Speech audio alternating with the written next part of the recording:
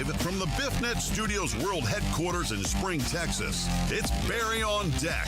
Hosted by former ESPN Houston radio host and stand-up comedian Barry Laminack. Starring Oliver the Cat.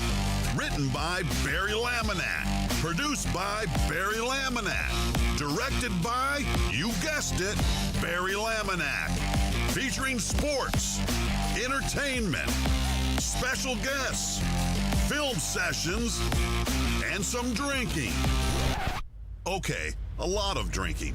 Viewer discretion is advised. And now, here's your host, Barry Laminack.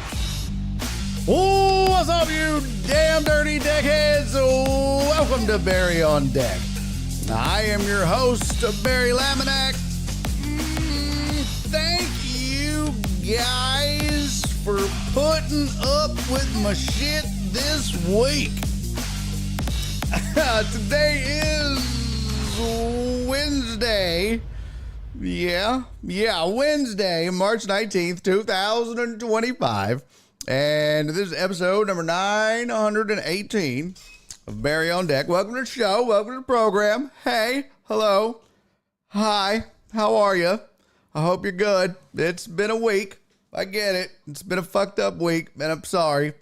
Shit's been happening. What is the deal? This camera looks crazy. I think it's just because I'm using a new connection. I think everything just looks weird. I think it just might be the connection I'm using. I think I'm just going crazy. Welcome to the show. Hope you're good. How have you been? I missed you. Hope you had a good evening or whatever. What up, Darlo? Oh, Dario. Dario from the barrio. My bad. I was about to say Darlo, some whatever. I don't know. Dario from the barrio. What's up, man? What up, Joe Pro? Good to see you, buddy. Twitch is still a bitch. I don't know why. Why is Twitch doing that? I don't know. Yeah, I don't know. Tweet the show, B. I did. I just did. Thank you, Heartthrob. You're the man. Thank you for the reminder. I don't know what's up with Twitch. I wish I knew. What's up, Uriel? Good to see you, buddy. Barry's having a baby. Congrats. No. Yo! Josh, Mr. J Heezy in the building. What is up, sir? How are you, man? Holy shit. Good to see you. Oh my God. It's been forever. Holy shit. This is crazy. This is crazy right here. This never happens. This is new. Hadn't seen you in a hot minute, sir. Good to see you. What's a real bummer? Yo, let me see. Hold on. Let me catch up on the chat. Somebody said something's a bummer and that sucks. Let's see. Yo, what up, Justin? Good to see you, buddy. I'm excited for the big announcement. Hello, all from Jay Heezy. What's up, Jay Heezy? Posh said, what's up? Hey, Matt. Big announcement got me. Okay. Donna said, greetings, and I just got off work, so perfect timing. What's up, HAB? Hey, y'all. Hey, I'm in Spring, Texas. What up, Mark? Good to see you, man. It was 86 here yesterday. It's snowing and sleeting here right now. What in the actual fuck? Yeah, that's weird. Let's see. Donna said, hello. That's a bummer. Oh, that was for Philip Barnard. Okay. What's up, truck driver? Boogie Nasty Nate. Barry's having a baby. No. Getting closer and closer to 1,000. What's up? Let's see. Heartthrob, tweet the show. B, got it. Uriel, what's up? Still the streak is alive. Twitch is fine. I know. I don't know, Donna. Is Joe Pro on YouTube now? Yes, he is. When you have a good cell service, Twitch is just fine. So far, so good on Twitch today.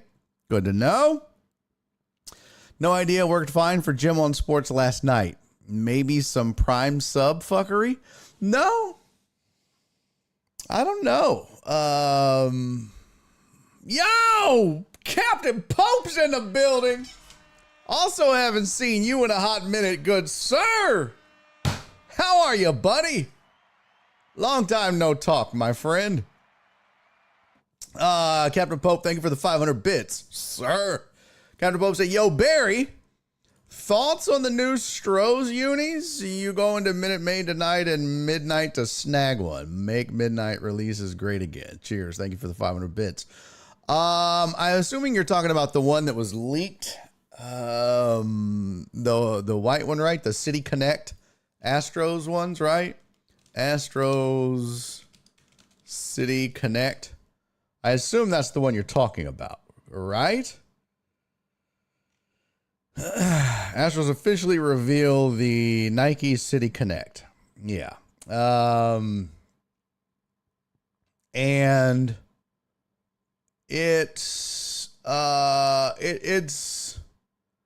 pretty much like what we thought it was gonna be. However, this is what it looks like. Hold on. Let me see here. Chrome resize. There's the hat. I really like the hat. I'm not gonna lie. I really like this hat. This hat, it's a little bit of a flying A. And if you don't know what the flying A is, it was the prototype Astros hat. Let's see. Astros prototype flying A hat. It was this prototype. They never released these jerseys. And open image in new tab. Open image in new tab. These never actually came out. And that was the Flying A logo that they never released. And you can kind of see it on the hat. And they actually sell these hats. Here's another version of it. And so it's got a bit of a Flying A, and you can kind of find these around town or around the interwebs in different versions. There's a Navy version. They've got all kinds of like bootleg versions of the Flying A that you can grab and snag and whatnot. So it's got that vibe to it. It's not exact obs, but it's giving, as the kids say, which I hate. And I said this on stage this past weekend. Look, I love my white brethren. I do. Okay? I'm proud to be a white person. There's a lot of things that there's a lot of good things about being white. There is. But we ruin everything. We do. We ruined Raise the Roof. Well, we did in the WNBA combined. But it was a lot of white girls in the WNBA that ruined Raise the Roof. But white people a lot ruined it. We ruined the dab. We ruined It's Giving because white girls had to start saying it all the time. They don't even know why they say it or the origins of it. It actually comes from the gay community. They don't know that. It's whatever. But then they go to church on Sundays and hate the gays. But then on Monday, they wanted to say, it's giving, and don't even know the contradictions of themselves. I digress. I like the hat. I'm digging the hat a lot. I would buy the hat and rock the hat for show. As for the uni, yep. I talked about it when it broke. I really do like the uni a lot. I'm really digging it. I'm liking his package, like the uniform package. Come on, guys. Let's get our minds out of the gutter. I'm digging the package, the uniform, the whole thing. I like the HTX on the belt. I like the font kind of works with the space motif. Didn't even know I knew that word, did you, bitches? I like the space motif with the font and the old Astros brick star. It works because I didn't like the old brick star blue and gold I didn't like that. But this I dig. And it says Stros instead of Astros. So I'm digging that too. What I don't like about it, was the big old patch. Now, what's confusing also is if we look here, you've got a 27 on the right titty side with the Houston Space City logo with the H and the diamond. And then over here, you've got the number 8 logo, but then you've got the Space City logo, diamond H thing on the left side. So I'm curious, which is which? This has the logo on the left arm again, right? Okay, just bear with me here. There's that dope ass hat. There's the 56. It's got a little bit of the outlines and whatnots and whose it's, what's it's. So this is looking good, right? Logo on the left arm again. Okay, I can hang with this. But when you go to, now this is what I don't like. That big ass oxy patch. No thanks. No thank you. That's ugly as shit. Could have done without that. I mean, is that necessary? I do like the little logo down at the bottom. You guys can't really see it because it's cut off of my window, but they have like a little Astros logo down there and it says something. I don't know what it is, but I like the Space City on the inside there too. But I don't like the oxy patch. Could have done without that. It's kind of like when you go get a giveaway at the ballpark. They're like, "Oh, it's a free Jose Altuve jersey giveaway."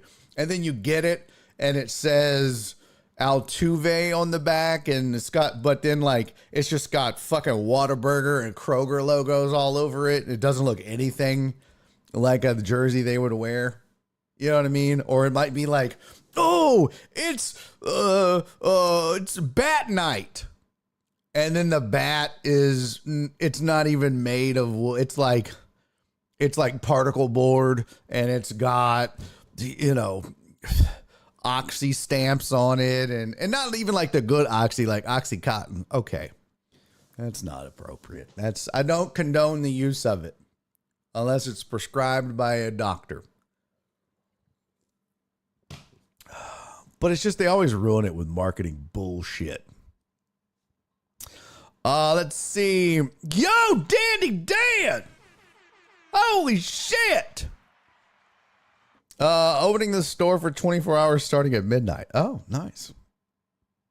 PK's doing great. She's in a work meeting every day at 3:30. Oh, that sucks. What up, Cisco? Good to see you. Justin Swinford's in. What? Let's see. Who else? I'm here. I saw an announcement and had to check it out. I have to get on the road soon, though. Damn it, Nick! I had to get off Twitch. When driving around, it lagged too much for me. Haven't really tried YouTube lately. Oh, that sucks. I saw a picture of your beautiful girl. She's grown into a lovely young lady. Oh, nice. All right. Let's see. It's a cool throwback if nothing else. Hi, Pro. If you use the audio only, it works fine over Twitch. Looks too much like Arizona, Mark said. The hats are the best part of the uniform, in my opinion. What up, Dandy Dan? Land Z ruined the dab. Okay. Dan, hey, quick thing, buddy. Could you go do me a favor? Could you go into Patreon and update your address, please, buddy? So I got your Christmas card mailed back to me because your address is not accurate. So when I'm sending out Christmas cards and birthday cards, and when I'm getting ready to send out this merch that I'm working on for all the Patreon members, you're not going to get it. And I only mail shit once. I don't do remails. So if you want the merch that I'm working on for everybody, you're going to want to go in and update your mailing address in Patreon so that you can make sure you get all this stuff. Because I owe you guys stuff from last year and this year. So Dandy Dan and Mikey C, who never watches the show anymore, but go update your shit, people. I'm tired of getting Christmas cards and birthday cards returned to sender. Mark, I'm not saying white is better. I'm saying white is clearly better. No. Hey, speaking of shows, how does one go about attending a Hop Scholar show? Asking for a friend that's going to be in town next weekend. What up, heartthrob? I'm looking forward to it, man. I'm thinking it's left on the Altuve one is a mirror image. It can't be because it's 27. The 27 is right. How can that be mirrored? It says 20. The shit's not backwards, bro. How could it be mirrored? It sucks. Jesse Altuve. He lives in a van down by the river. Mark said, do not mail to my current address. I need to change mine. Well, then change it.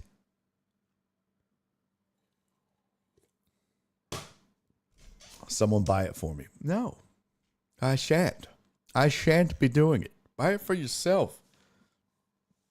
Oxy is the official game stuff. That is big sponsor. Yeah, but I don't want that shit on jerseys, Nick. You know what I'm saying? Like, ugh. It's icky. Icky. Anyways, I digress. All right, so there's my thoughts, Captain Pope. I like it. I just don't like the Oxy patch, but everything else is fine, I guess. I'm in Carrizo Springs, middle of nowhere. And my Twitch is perfect. Tony, go make money on the corner. Times are tough. Eggs are expensive, even though I don't eat eggs. Yeah. The other day I told Nora, I was like, hey, we're out of eggs. I'm going to have to take some feet pictures. She was like, bitch, take your feet pictures. I was like, do you never want to eat eggs again? Don't think so. Don't think so, sis. Okay. A lot of you just showed up for the big announcement. And then you're going to leave. And that's fine. That's fine. So let me do this. I made a video for this that I'm going to post on social media. Weird that the Rednecks in NASCAR were the first to the cover yourself in sponsors game. I know, right? All right. DH gates don't have the patches anyways. That's how you know they're fake, when they don't have all the bullshit on them. Oh, that's weird. Oh, wow. I looked at my Twitch window and it said I was offline. I was like, what the shit? Everything says I'm offline. That's YouTube says I'm off. This is so crazy. All right. Amos said I delivered 40 boxes of those to the Astros warehouse Monday. Are you the one that leaked it, Amos? Are you the Amos leaker?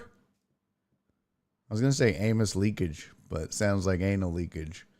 And I wouldn't do that to you. Yes, I would. Okay.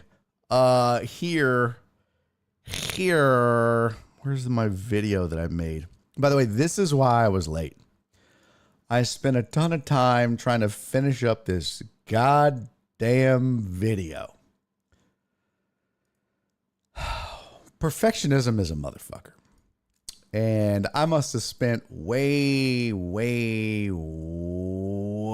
too much time trying to color correct this bitch and learn. It's just, it was stupid. It was still for naught. I didn't even get what I wanted to get out of it as far as the look and stuff. And I just said, fuck it. I spent 2 days on this shit. It's time to go. So not even what I wanted, but whatever. So here, you guys are the first to see this. I am going to be posting this to social media, but you guys will be the first to see this before I post it.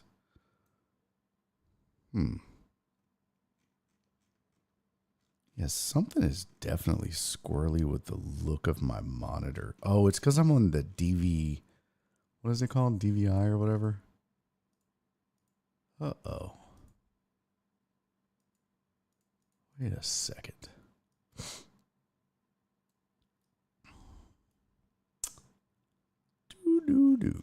Let me zoom in here a little bit.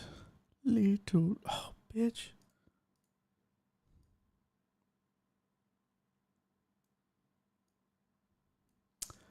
Okay, that should be good there.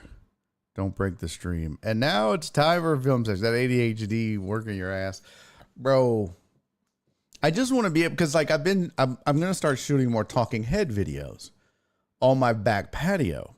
And the problem with doing that is I've been shooting them in the morning. The problem with doing that is, well, you'll see in the video, the background is blowed out and the foreground is not, and it's trying to color correct everything. It's just a nightmare. And I was learning how to use, color correction masks and all this shit in DaVinci and tracking, and spend way too much time on it. Way too much time on it. So, without further ado, ladies and gentlemen, this is the huge announcement. Here you go. Hey, good morning, everybody. Now, normally I'm not the kind of guy that does those, oh, I got a big announcement, we can't wait to tell you tomorrow kind of posts, but I had to do it. I'm super excited about this, and so I wanted to kind of whet your appetite and tease you before I made this post today. Now, let me preface this by saying this coming April, it'll be 12 years that I've been doing comedy, and this is one of the biggest moments in my career. Sure, I've had big moments. There was the time that I finished 7th in a comedy contest at a Washateria. There was that time that I was in El Paso opening for Gilbert Gottfried. He was not in good health and couldn't make it up the stairs that were real steep, so I had to push him up by his butt. That's right, ladies and gentlemen, I got to hold Gilbert Gottfried by the butt. There was the time that I almost pooped my pants on stage in San Antonio because I had the sloppies, backdoor trots, the bubble guts, and I wasn't sure if I was going to make it through the set. So I told the MC and the manager, if I say that's my time, folks, good night, I'm walking off stage because I'll do a lot of things for a laugh, but I won't shit my pants in front of 9 people. Those were moments, big moments in my career, special times. But this might be the biggest. Super excited to announce that for the first time in 12 years, I'm going on tour, ladies and gentlemen. Yep. Super excited about it. I've spent a lot of time planning this tour. Thank you, Big Trucks, for making noise during the big...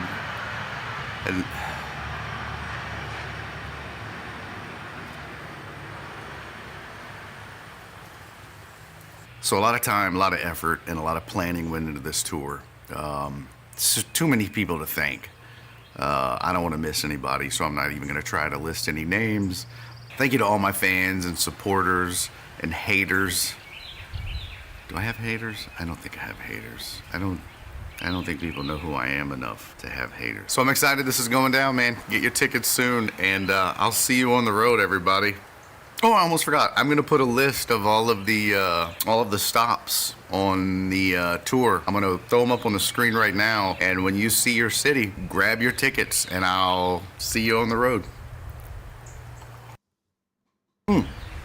I will have merch. I'll have tour shirts that you can buy in my store, barryisfunny.com, and you can get signed tour posters as well. I'll have those available. Yeah, do that, and I'll see you on the road.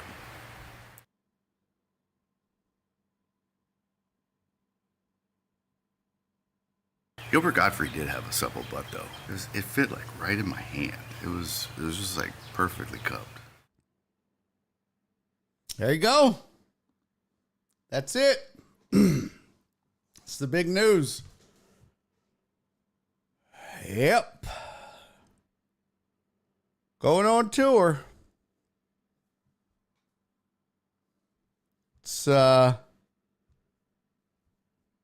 big tour.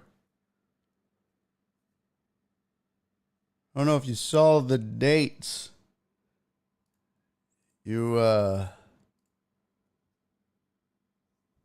Oh, it's my tour. It's my tour. Here's the one more time here. Here you go. Here's the dates. Tour posters as well. I'll have those available. yeah, do that, and I'll see you on the road. Here's all the dates. You ready? Gilbert Godfrey did have a supple butt, though. It fit like right in my hand. It was just like perfectly cupped. That was it. That's it. That was the that is it. That is the Barry Laminack 2025 North American Tour of Houston. It is a big deal. I'm excited about it. I'm nervous. It's been a long time coming, and I couldn't be more excited. So, get your, yeah, man, I'm looking forward to it. So, yeah, nope. Travel and hotel is, that's part of the tour manager, thing. I let them worry about it. I let them deal with it. So, yeah, it's the North American Tour of Houston. I mean, Houston's in North America.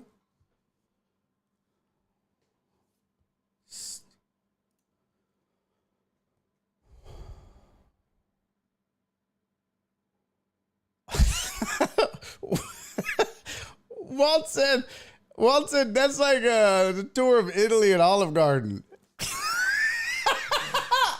Walt, you can kiss my ass, okay? Listen, Houston is in North America.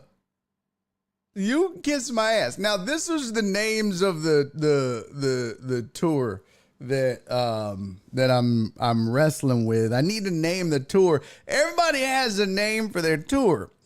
And yeah, Dan, I don't know. That's a really good question, Dan. Dan said, will you be able to still do Barry on Deck with such a busy tour schedule? I don't know, bro. That's a really good question. It's tough. It's gonna be really, I don't know. I'm going to try.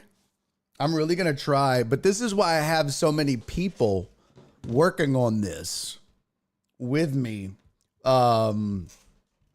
Because, there's a lot of moving parts. There's a lot of here and there and hitherto and with and such. And so, yeah, it's a good question, Dan. I'm going to write all these down, and I'm going to ask my tour manager, and I'll let you know what they say. Yo, what up, Alec? So here is the names of the tour that I'm going to put on the shirt, and I shit you not. I swear to God on everything holy, there is going to be a Barry Laminack 2025 North American Tour of Houston shirt that's going to be made for the show on April 2nd at the Punchline Comedy Club in Houston. I shit you not. I'm going to make merch for that show. It's going to be just for that show, and tour posters. This is a fucking thing, people. I'm making this a thing. This is a real thing. I'm working on the posters now. This tour it's going down. It's going down. Okay. It's going down. And, I'm actually, don't tell nobody this, but I'm actually going to ask Isaiah Carey if I can go on his show to talk about my tour.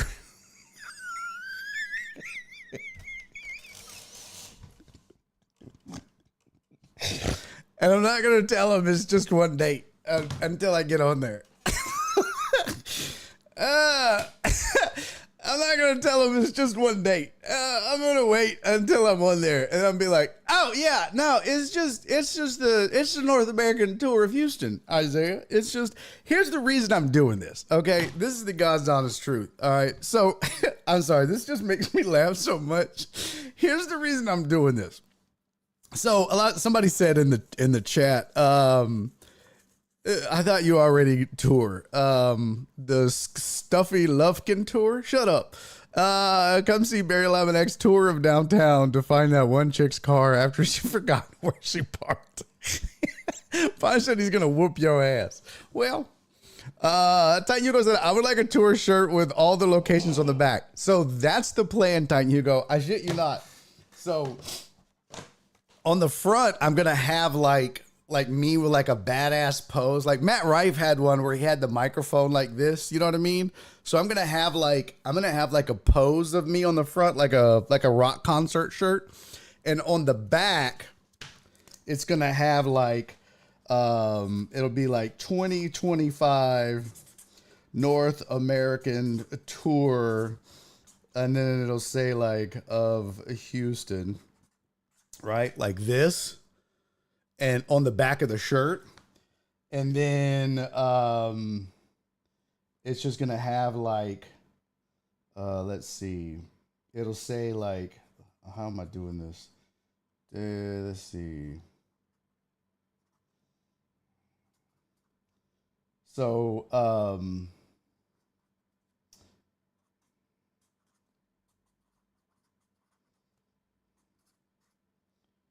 and then underneath it, it'll just have like date, city, and venue, and then it'll have like 4-2 Houston and then punchline, and then it'll just have lines or sections of a table that are empty. But it's gonna be like a full table, like, you know, like it'll basically look like this. Hold on. This is no shit. I'm really going to make this. So this will be the back of the shirt. It'll have like 2025 tour. And then it'll have like,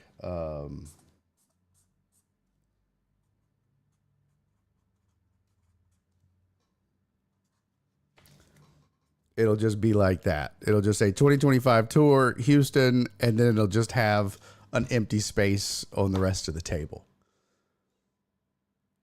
This is no shit. I'm really doing this. In fact, here's the I already have the poster picked out for the tour. I just have to go finish making it. Let's see here. What the hell? Bitch. Here's the poster.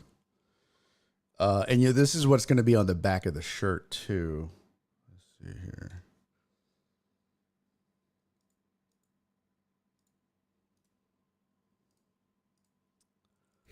So this is the poster that I'm going to use.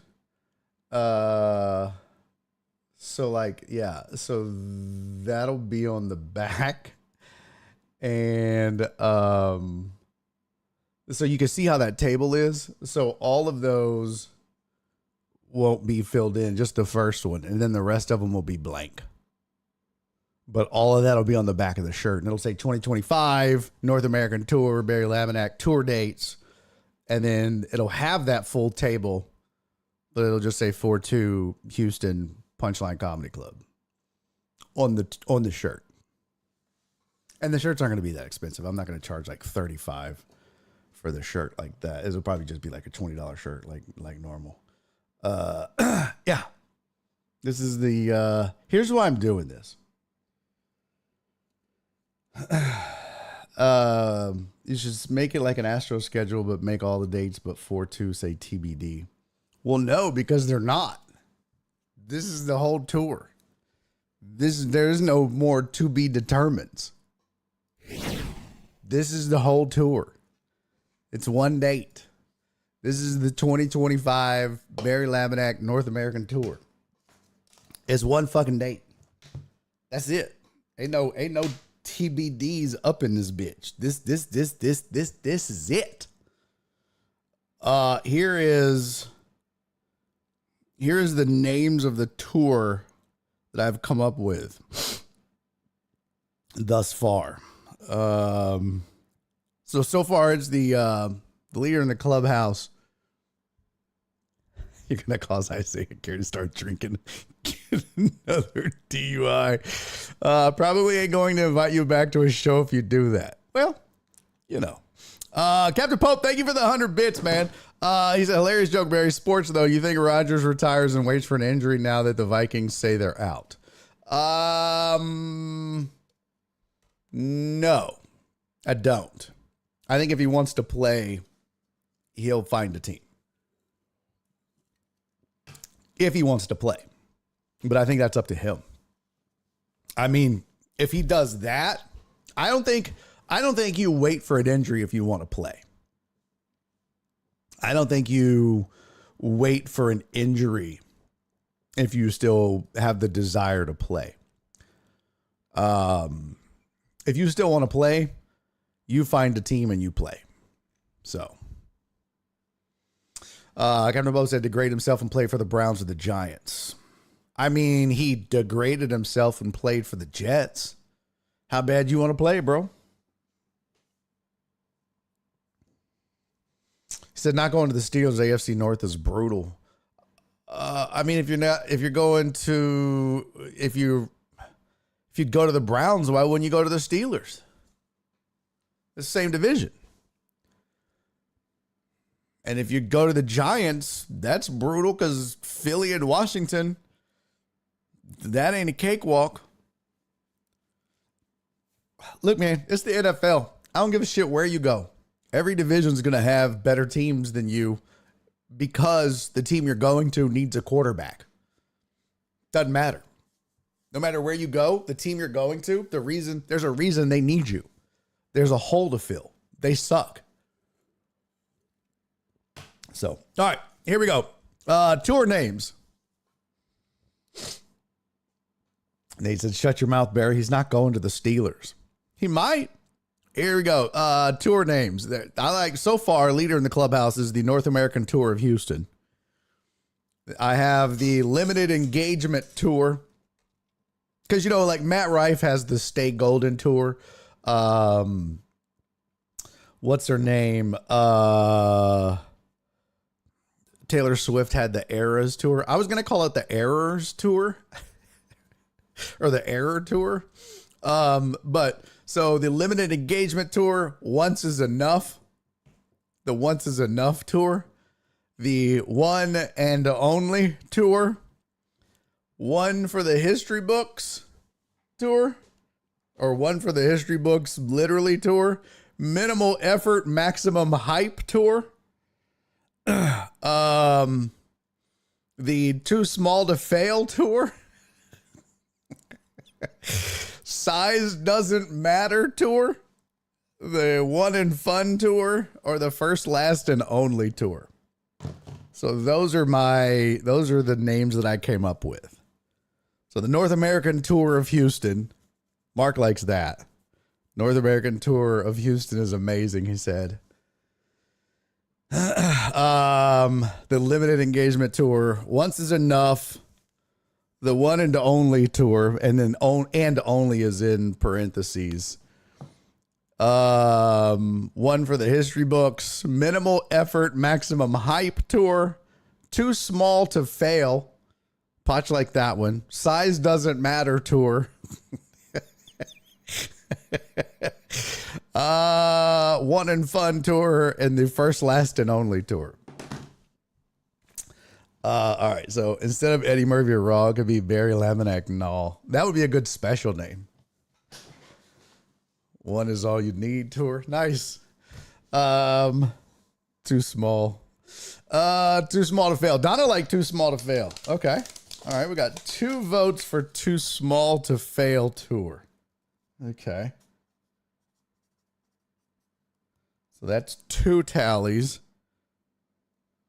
We've got 3 votes. Sorry. Potch like Too Small to Fail Tour. Too Small to Fail is good. Nate likes that. That's 4.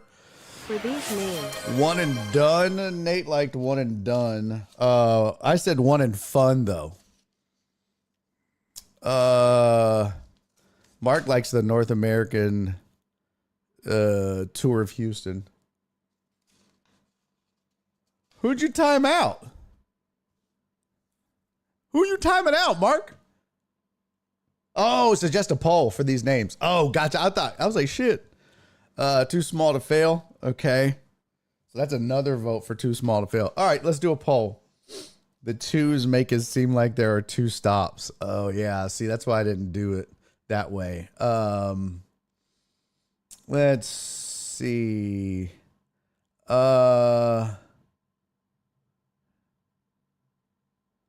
Here we go. Let's see. Manage polls. New poll. What should I call my 2025 tour? North American Tour of Houston, and I'm just gonna put H. Too small to fail. Yes, you haven't seen my poll in a while. That is correct, Podge. Let's see. Size doesn't matter. Tour. First, last, and only. I forgot. See, I asked. It's funny because a couple of my comedy buddies were like, "What's the big news, man? I don't want to wait." I was like, "Y'all are so stupid." Let's see. Too small to fail is my favorite one. One in fun is second. I like limited engagement. Limited engagement is an actual term, though. Let's see. People use that when they have a limited engagement. You can say extremely limited engagement, the most limited. Sun suggested the most limited engagement tour. Also, as Punchline promoting the show, I'm sure if you give them a clip, they'll post it on their platforms. Yes. Yes. And they already have. First, last, and only. Let's see. I think that's it. Let's just go with that. All right, so that's 4. Okay, go vote. I'm going to put these on YouTube also. So everybody on YouTube, vote on these as well. Let's see. New poll. What should I call my 2025 tour? North American Tour of Houston. Too small to fail. Size doesn't matter. And first, last, and only. All right, let's start the poll. Let's vote, people. Get on my poll. Get on my poll. So yes. Here's a few reasons why I did this. One, I'm trying to think of creative ways to promote my show on April 2nd. And so I fucking hate when people say, I've got a huge announcement, big news tomorrow. I fucking hate when people do that. So that's why I did it. That was part of it. Because just tell us the fucking news when you're ready. You don't need to tell us you have news. Just tell us the fucking news. Like, it drives me crazy when people do that. I've got big news that I will tell you tomorrow. Oh, fuck you. Just tell us the news, jackass. So I did it because I hate when people do it. And I just did it just to be an asshole. So that was part of it. Because then when people find out the news, they're like, what the fuck? Yeah, exactly. I hate when people do this shit. So that was part of it. And then the other reason I'm doing this is because I hate that as comics, and I'm somewhat guilty of this too, but I'm not so much because I try to be kind of aware of it.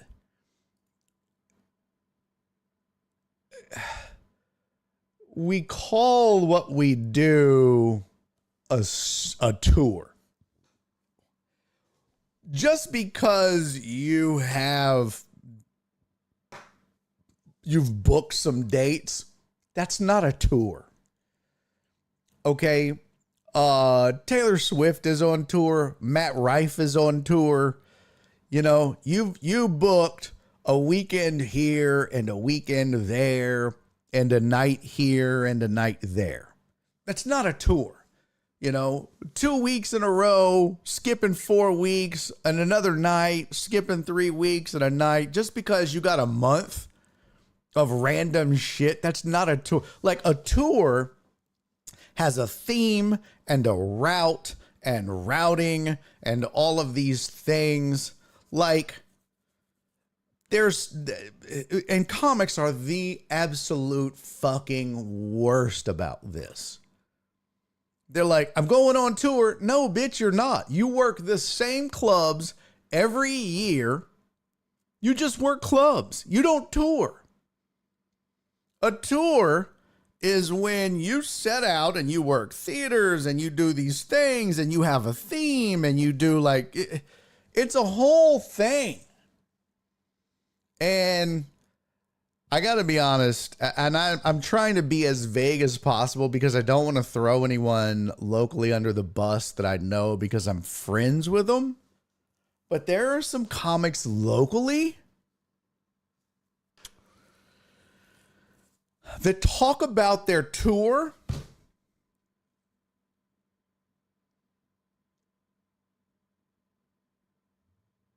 and will include suburbs as part of their tour schedule. Like, what the fuck are we doing? How the fuck you gonna have Cypress, Texas? Like, come on, fam. What? So I was just like, you know what? This is all so goddamn ridiculous. This is just so ridiculous to me. How can I make this ridiculous and promote my show? Because I just want people to come and have a good time. And I hate just being the same old, y'all know me.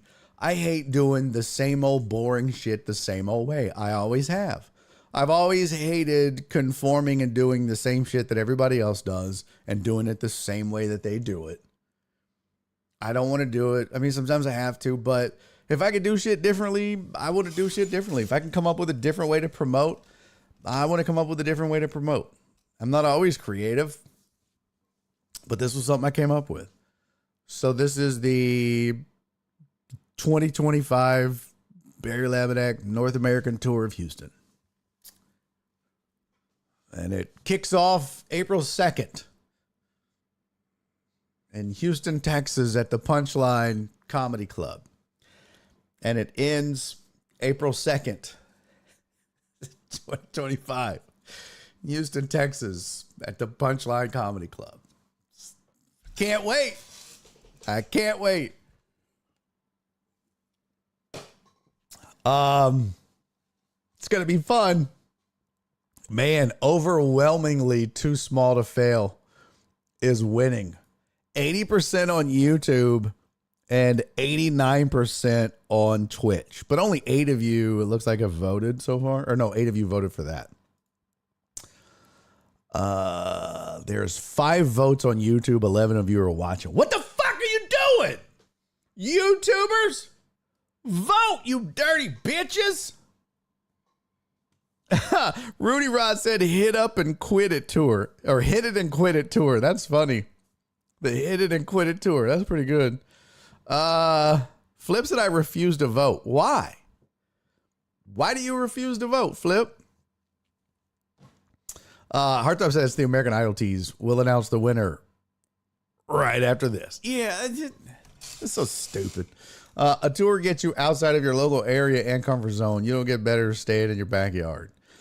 Well, it's not, and I mean, I do agree with that, but it's not even that. It's just, comics are so guilty of making mountains out of molehills.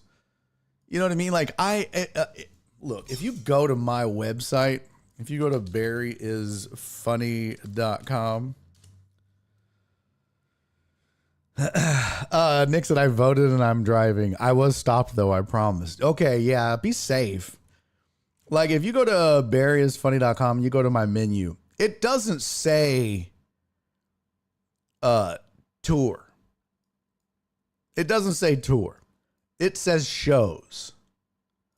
Because I refused to put tour on my website.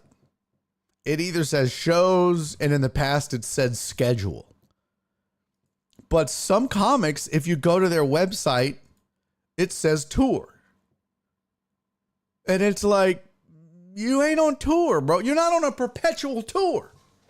A tour has a start and an end and a theme and a route. Drives me fucking crazy, man. Drives me nuts. So, what up, Eric? Good to see you, buddy. Hugo said Jersey Village, Texas would love to see their homegrown hero come home. Yeah. I mean, look, when it came down to routing the tour, oh, what a nightmare it was to try to route it through Jersey Village, bro. Whew. I mean, I tried, buddy. I tried. Yeah, I know that's like petty of me, but it's just, and look, it's marketing, but it's like, come on, man. Come on. These comics, man, stop trying to make shit that it ain't. Just tell people you got a schedule and show it. You ain't on no damn tour. Flip said he is not voting. He's mad at me. The time I was genuinely happy for you and you rickrolled me. Come on, man. It was a joke. It was meant to be fun and funny. You didn't think it was funny? I thought the video was funny. You didn't think it was hilarious? The build-up? I mean, I even cut it off once. I was like, here's the dates. Oh. And I'll have merch. And I will.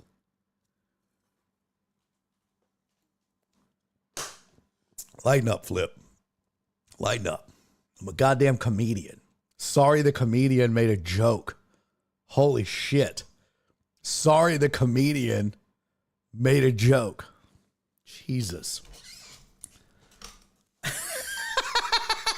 Fucking Donna from way downtown.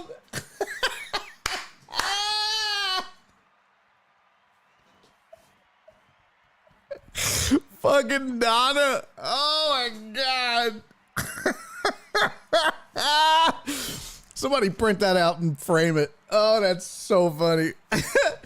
Donna said Flip doesn't even support you by paying for a subscription. Why should it matter to him?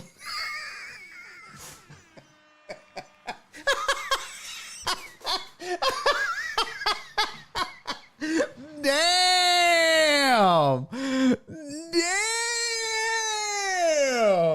Oh, shit. Whew. Damn. These nuts. Got him. Heck yeah. Damn, Donna. Woo, shit. Oh, my God. What up, Clarence? Good to see you, buddy. John Dorier said, D1D for the win. Oh, my gosh. She said, I mean, it's the truth. Captain Pope. Sir, thank you for the gifted sub to Clarence. Mr. Clarence Marshall. I did get an MSD off my back. Oh. You done fucked up. Oh, when she comes back, bro, just know. Whew, when she comes back, brother, good luck. Hell hath no fury. Hell hath no fury. Hell hath no fury. Like Miss Donna scorned. All right, I timed her out. And when she comes back, oof, good luck, pimp. Good luck. Donna, I'm not going to start the car buying until you get back. We got 10 minutes. It's 4:18, so we'll start the car buying when you get back, and then if we have to, we'll pick it up tomorrow. Yeah, it is history. I don't think Donna's ever been timed out. No one's ever been that fucking stupid. No one in the history of this show has ever had the gall or the audacity to time out Donna. Never. Flip. All I will say is this, homie. All I will say is this, Flip. You made your bed, pimp. You got to lie in it. Okay? When they come for you, and they will come for you, but when they come for you, don't start whining to me. Okay? Because, brother, they are going to come for you, Flip. They are going to come for you, man. Yeah. Whoo, they gonna come for you. Oh, man. Good luck, buddy. Arto said, where did we send cards and flowers? Whoo-wee. Whew, it's gonna be bad. Flip says she's been coming for me. Well, listen, man, there's just this certain balance in the universe. But good luck, pimp. Good luck, pimp. All right. I am re. What is a re? What is re? I am re. I don't know what that means. I don't know what that means. Oh, Keith retracted. All right. I don't know what the hell that meant. Oh, Uriel said Flip just replaced Total Dallas. Yeah, I think that going forward, there might be a new timeout king. I have a feeling. Well, it's just me. All right, here's the votage. Let's see. Where's my poll? Manage poll. View results. All right, here's the results of the poll. Because y'all don't even know what that's from, do you? When I do that. Fools Rush In. What a wonderful movie. What a wonderful movie that was. Because love is a wonderful thing. Why is this doing this? Why is this acting like this? You dumb, dirty bitch. Okay, go fuck yourself. Oh, I don't know why it's doing that, but whatever. That's weird. Okay. Over on the YouTubes, we had 13 votes. Thank you. Too Small to Fail got 53%. Size Doesn't Matter got 30%. North American Tour of Houston got 7. First, Last, and Only got 7. All right. I'm just going to take a picture with this. I'm pretty sure I know who the winner is. It's pretty obvious. Pretty obvious. And shit. Shit. Bitch. I know you didn't. Here it is. North American Tour of Houston got 1 vote. And 8 of you voted for Too Small to Fail. 9 of you voted out of 24 people. What are we doing? What are we doing? What are we doing? You guys just refuse to participate. I'll be damned. I mean, that's almost not enough for me to take this serious as the name. I can't name something as important as my tour based off of paltry. How did YouTube have more votes than Twitch? More people voted on YouTube. 13 people voted on YouTube, and there's less people watching. There was 13 votes, and there were 12 people watching. How the fuck? That's some goddamn U.S. election math if I've ever heard it. Less people voted on Twitch. How? Cisco wants to know how does he put some money on Donna's books. Flip said, if I ever run into Donna, I'll buy her a bucket of Miller Lights. Nobody believes you. Nobody believes you. Bro. Cisco, she's good. She needs to learn her lesson. Bro, you just digging it deeper. Deeper and deep. Thank you for voting, Eric. I appreciate you, buddy. I appreciate you. All right. I think it's going to end up being too small to fail. That's probably what it is. That's probably what it is. But we shall see. All right. Where this shit did it go? Where on earth? All right. Close that. Where did my little rundown go? I done lost it. Well, I can just go over there. So when Donna gets back, we're going to learn how to buy a car. In the meantime, we have a birthday to celebrate. 2 of them, as a matter of fact. So let's do that. Yeah!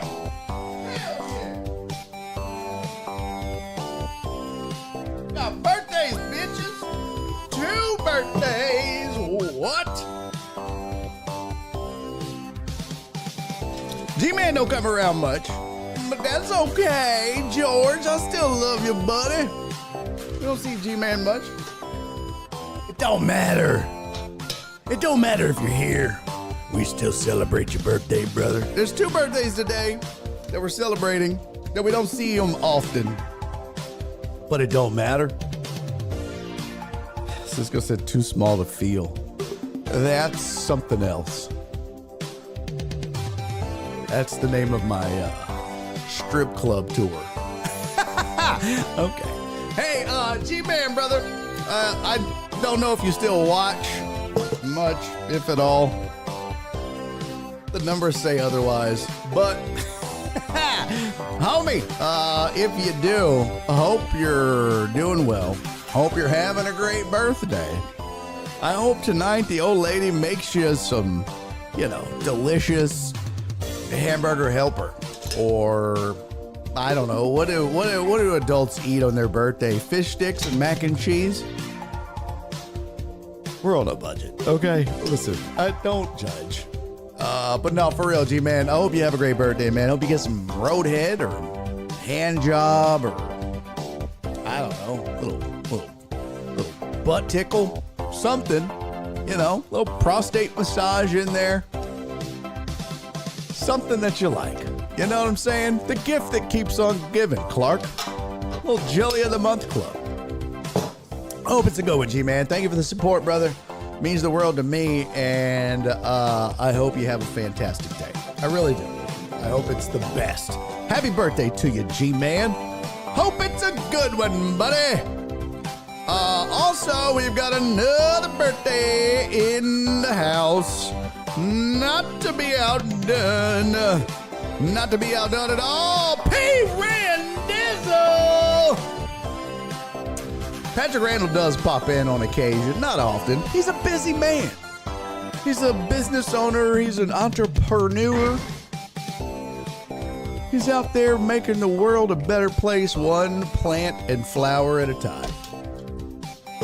By the way, if you do need plants and flowers, make sure you hit up Monica's Bridals or Pat's Plants. I highly recommend both of them. He does a great job. His wife does a great job.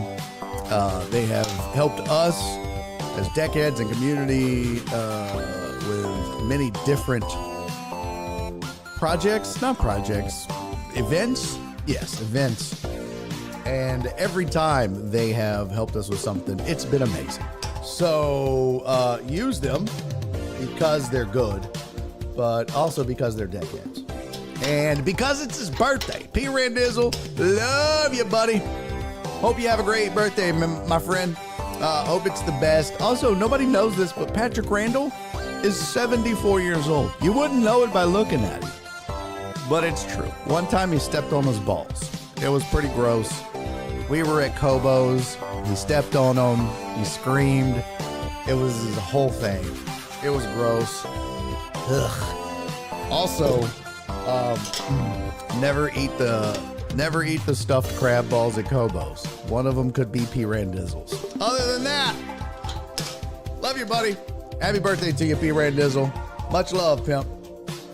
Happy birthday, G-Man. Happy birthday, P. Randizzle. Much love to both of you. Cheers, everybody.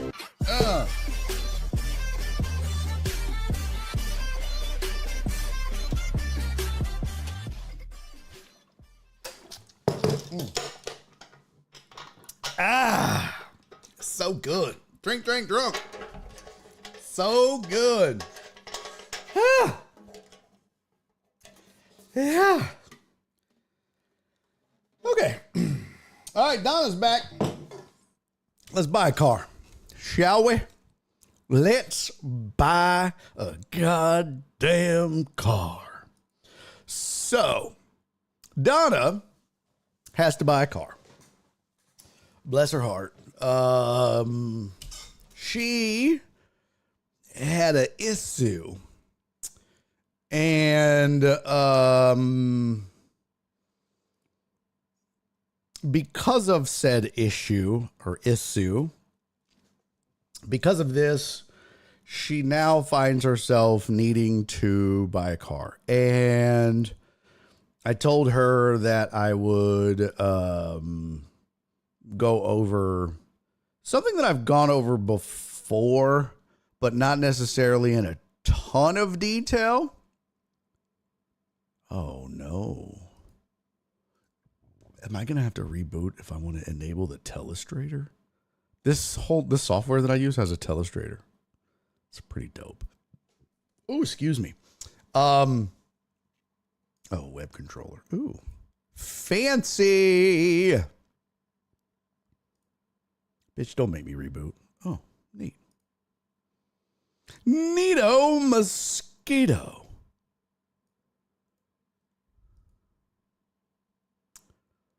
Did it work?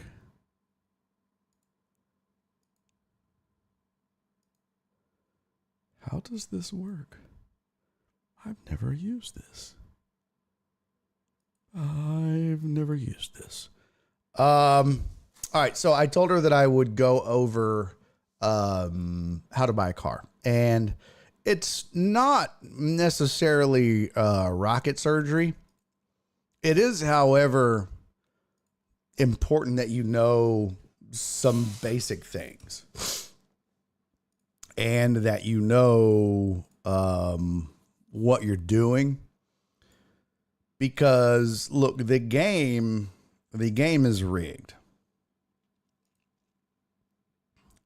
And if you're not careful, oh, this is so cool. Yo, watch this. I'm going to draw on the Telestrator right now. Ready? Oh, bitch. Did that not work? Oh, you got to do an overlay. Oh, wrong one. Nope. Hold on. Ha ha ha ha. Yeah, look at that. Oh, fancy Telestrator, man. Oh, what? This is so fresh. Oh, Jesus, that got big. That's not what she said. Shut up. So, oh, look at this. I can draw circles. This is just like I'm like John Madden up in this bitch now. All right. So what you need to know about buying a car. The game is rigged against you. Okay. Joe, bro. Poor sweet Donna's previous car had a building stuck on the hood. Yes, it did. Clarence said, count your days, Flip. Told you. They coming. And I am not going to be able to stop them, buddy. All right. So what do you need to know about buying a car? Well, there are 3 ways that a dealership makes money off of you when you buy a car. Okay? There are 3 ways that a dealership makes money off of you when you buy a car. They call it the triangle. This is what they call it. They call it the triangle. All right. And the reason that they call it the triangle, oops, nope, not what I wanted. Let's delete. We go up there. They call it the triangle because, as you can imagine, you've got number 1, number 2, and number 3. So, here's the thing. When you go in to buy a car, okay? What up, Dre?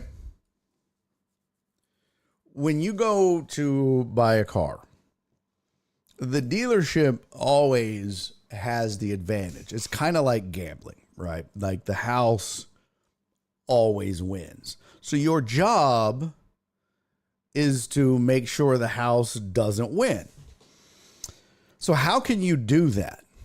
Well, what you have to do in most cases, what people don't do, the mistake that people make is they go in and they treat the car buying experience as one big experience. So you're going in and you're buying a car, but that's not what you're doing. Okay. The car buying experience really needs to be 3 separate events that you do. It's 3 separate transactions. Put another way, it's 3 separate points of negotiation that you want to do with the dealer one by one. So you never want to go in and just, I want to buy a car and go through it all. So everybody, okay, and I'm just going to say this. I'm just going to put this out there now. Everybody's going to have a fucking opinion. Everybody's going to have their own way of buying cars and the things. Look, I sold cars. You're going to have opinions in the chat. Great. Let's not muddy the waters and confuse shit. Okay. This is my advice and my opinions on buying a car. If you disagree with them, let's just save that to the end. Okay. Cause I'm not going to look at the chat just so that I don't get distracted.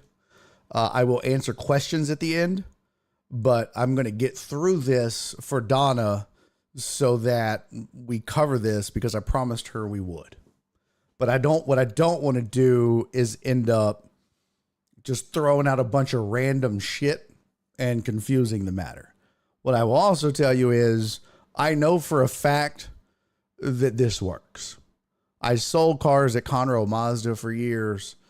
So I was in the business and I can just tell you, I know that this works. So bear with me if you have your own opinions on how you think this should go. I'll just say that. Okay. So when it comes to buying a car, what you're really wanting to do here is you're wanting to take each one of these steps, step 1, step 2, and step 3 separately. And what you're really wanting to do is attack them individually because the dealership makes money on you here. They make money on you here and they make money on you here. And because they can make money on you 3 different ways, they're willing to lose money here because they know that they can still make up the money here and here. Break with them. Okay. Got it. We'll do that at the end. It probably won't be at 5. We're probably going to go a little long. So, because they know that they can make money off of you in at least 2 of these areas, they don't mind losing money in one of them. All right.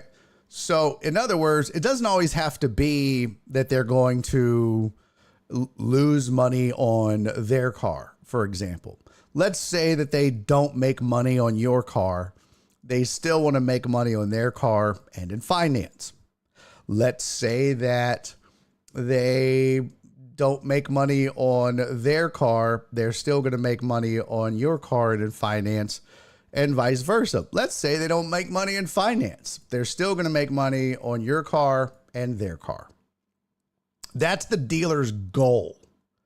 Their real goal is to check all 3 boxes and make money off of all 3. Your goal is for them to not make money on any of the 3. How do you do that? Well, you have to go in and treat each one of these as if they are their own bucket and their own negotiation. How do you do that?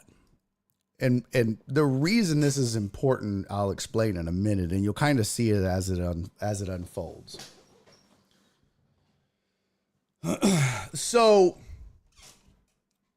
the way that this and some of these will take care of themselves and can take care of themselves, but I'm going to go through them all because they can apply in different situations.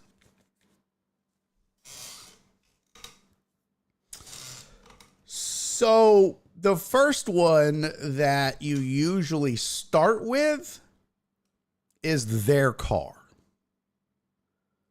That's the easiest way to start this process because that's what's triggering all this is you're going to buy a car, like in Donna's case. Donna knows she wants to buy a car. She knows what car she wants to buy. So she's going to go out and do her due diligence. So she's going to go out, and that's part of this process is you really have to be educated as a consumer. You really need to do your homework. You really need to make sure that you know exactly how much that car costs on invoice. You need to know what consumers are paying for that car on average in your region. Like you need to do your homework and know how much that car is worth. Okay. So here's the thing. There is invoice on a car, right? This used to be a big deal back in the day. Back in the day when people would buy a car, they would come in and go, hey, I want to see and I want to pay invoice on this car. And that was the buzzword. Invoice, invoice, invoice. And dealers were like, no, man, we pay invoice. You're not paying invoice. We pay invoice. And invoice was basically back in the day, whatever the dealership bought the car for from, say, Ford, for example, right? So let's say you're a Ford dealer. You don't actually work for Ford. You're not Ford. You're basically... You ever been to an AT&T store that wasn't owned by AT&T? They were an AT&T authorized dealer. That's what a Ford dealership is. They're not owned and operated by Ford. They are a Ford authorized dealer. So in other words, they are allowed to sell Fords. Okay, so they get and they buy Fords, and then they have a certain amount of markup that they have on these cars, and they have a certain amount that they get these cars for, and a certain amount that they sell them for.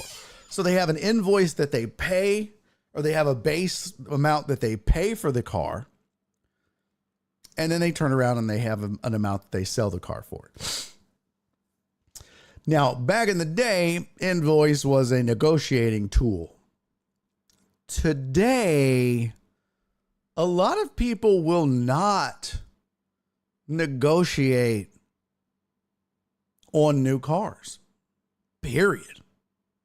And it makes it really difficult because they're like, hey, our cars are in demand. Everybody wants this car. We're not budging on the price. And that is up to you whether you want to make that decision on, okay, I'm just going to pay full price for this car or not. I personally have never in the history of buying cars ever paid full sticker price for a car. And I just won't. I won't own that car. I won't do it. So, that's the first thing is like, what are you going to, what kind of car are you buying? What are people paying for? What are people paying for that car on average in your region? So you got to do some research because some dealers, like if you go and buy an Infiniti, for example, my wife used to have an Infiniti and she wanted another one. They don't negotiate on the price of their car. They don't do it. You can't walk into an Infiniti dealer and be like, I'll give you $100 over invoice. They're going to be like, get out. 500, get out. 1,000, you'll pay sticker or you won't buy this car. That's up to you. How bad do you want the car? So that's one. Amy said, if you got someone to buy a Mazda, I believe everything you're saying. I got plenty of people to buy a Mazda. So back in the day, people would come in and be like, I want to see invoice. Now, here's the trick. Some people will still negotiate. Like I bought Nora. We just recently bought her a new car 2 years ago. And it was new because her car was wrecked. And so we negotiated the price of her car. And it was brand new off the lot. And it was a GMC. And everything I'm telling you today is everything I did when I bought her car. And here's what you need to know. So when you go in and you say, I want to see invoice or I want to pay invoice. Back in the day, they were very guarded over the invoice. Oh, we can't show you in the invoice. Oh, I won't. The invoice off. That's sacred. Nowadays, you'll notice they're just, invoice? Sure. We'll show you the invoice. Here's the invoice. 2 reasons. One, there's 2 invoices now. There's invoice. That's the public facing invoice. And then there's the real invoice. So there's 2 different kinds of invoices. And a lot of times you won't see what true dealer invoice is. You'll get a public facing invoice that's not the real actual cost that the dealer is paying. So that's one trick that they've gotten wise to is if you go in and ask for invoice, they present you as something that is bullshit. So you need to be aware of that ahead of time. But even more important than that, even if you know what invoice is,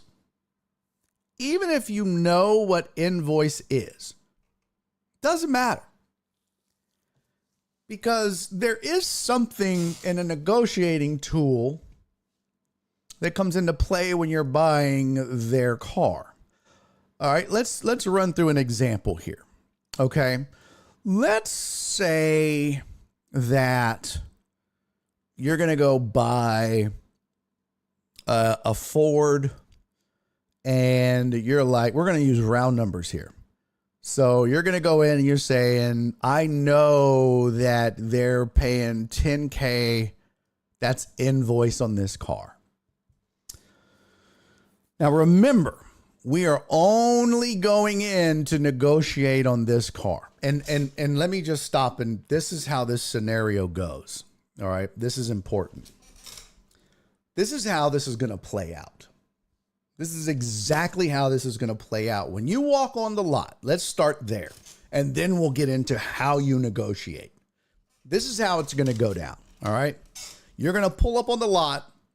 You're going to get out of your car, and you're going to be immediately spotted by whoever's up next in the pool of salespeople, because it goes by whoever's next.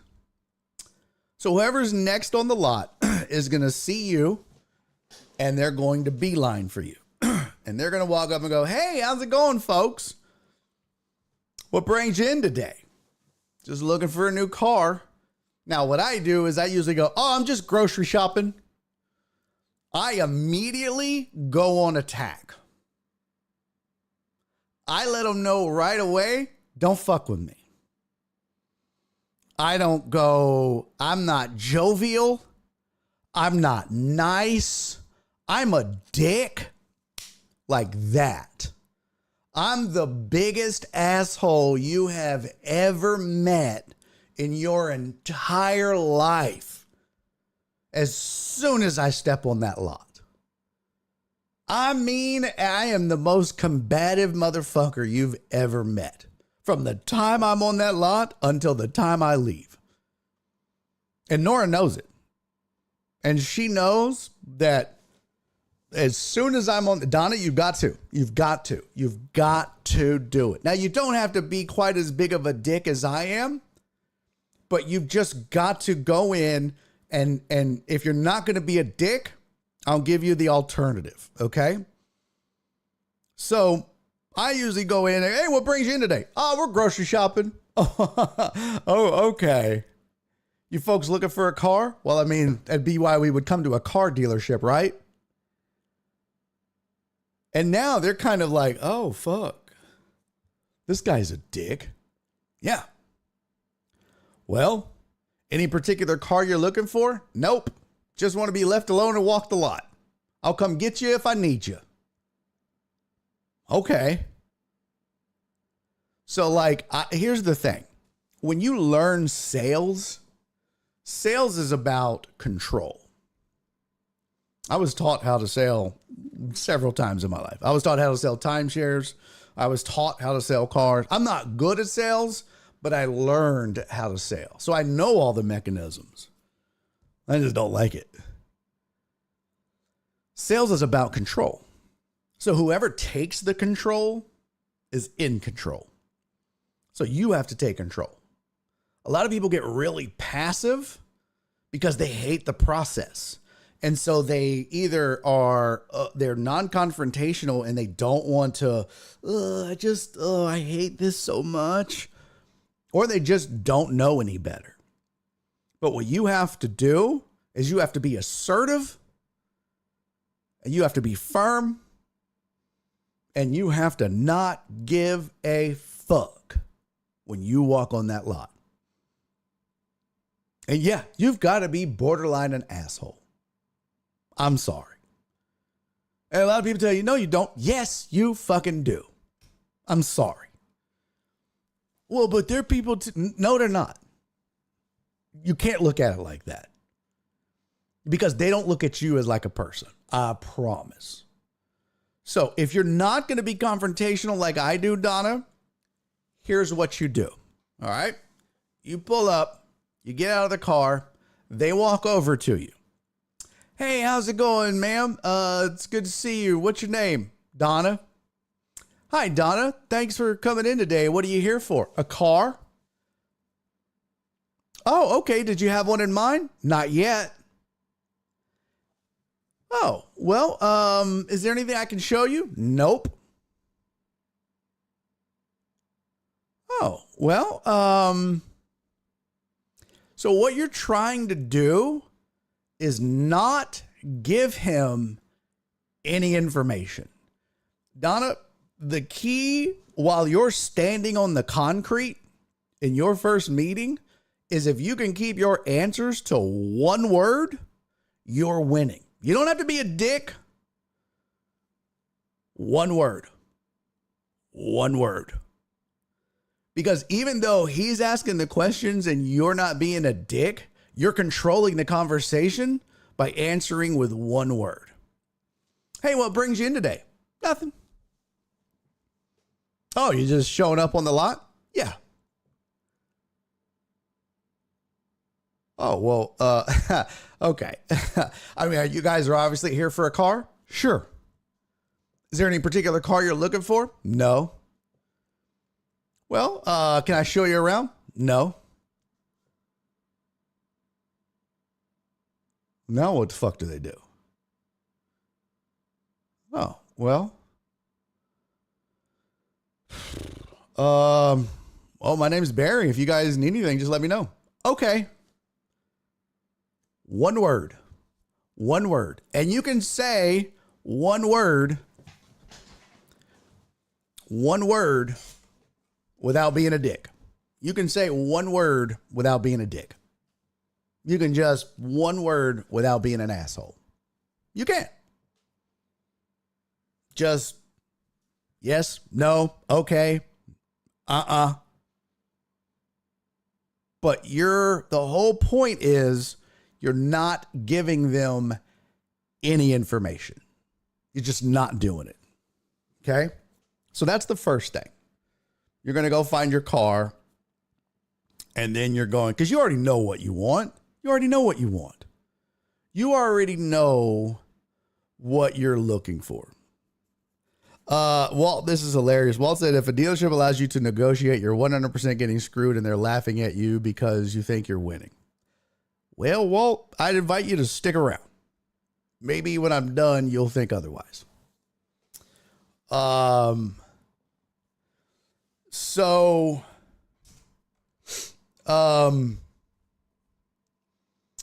one word answers. Okay.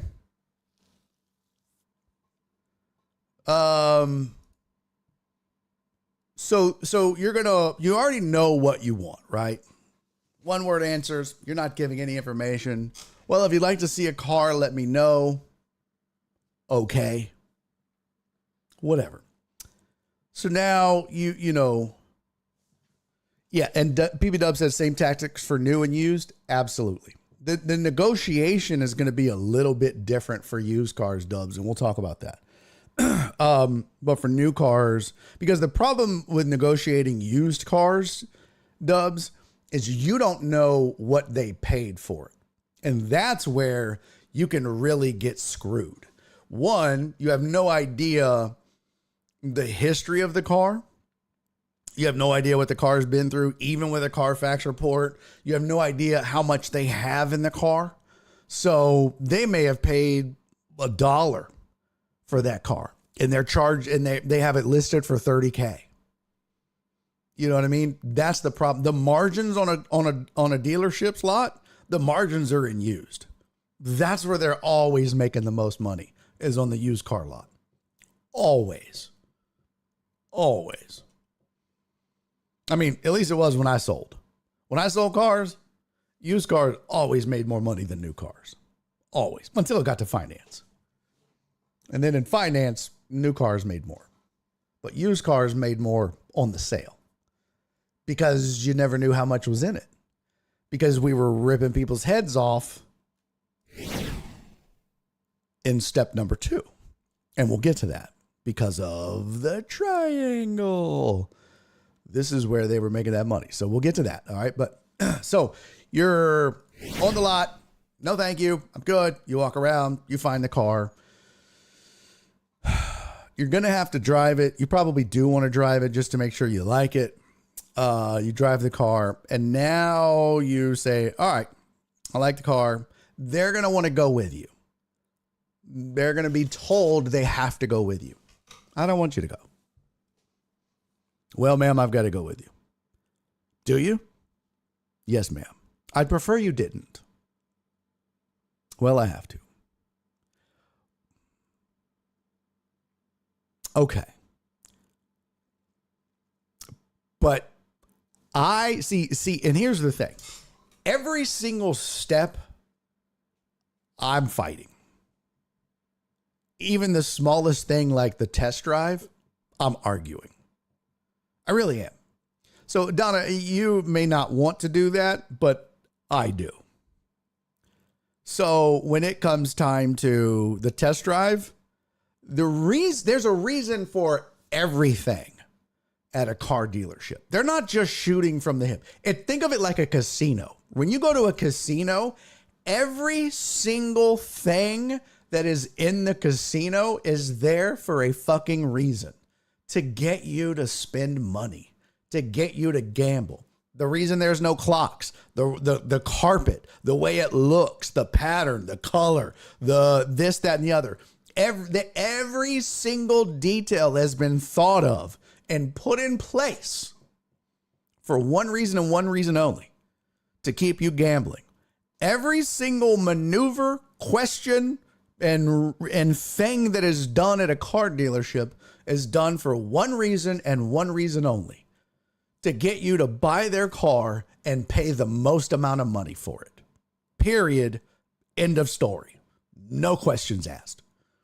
So when they want to go for a ride with you, they're not trying to teach you about the car. They're trying to sell you the car. They're gauging your interest. They're trying to figure out if you can afford it. They're asking leading questions. They're doing all these things. I promise you this. See, there's this trick in sales. It's called leading you to the yes. And the more time that I can spend with you and ask you questions, get your guard down, get you to like me, I'm leading you to the yes. I'm leading you to the close. I'm leading you to buying the car from me. So if I can sit in a car with you and be like, oh, you like the car? Isn't this awesome? It's great, man. And if I could just go around the block with you and get your guard down, crack a few jokes, make you like me, even though you think I'm not selling you anything, I am 1000% selling you. I'm selling me, which is going to make you like me so that I can sell you, hard close you when it's time. So that when we sit down and negotiate, we're allies. I'm not the bad guy. That's the sales manager. It's all a game. Because I don't give a fuck about you. I give a fuck about my check.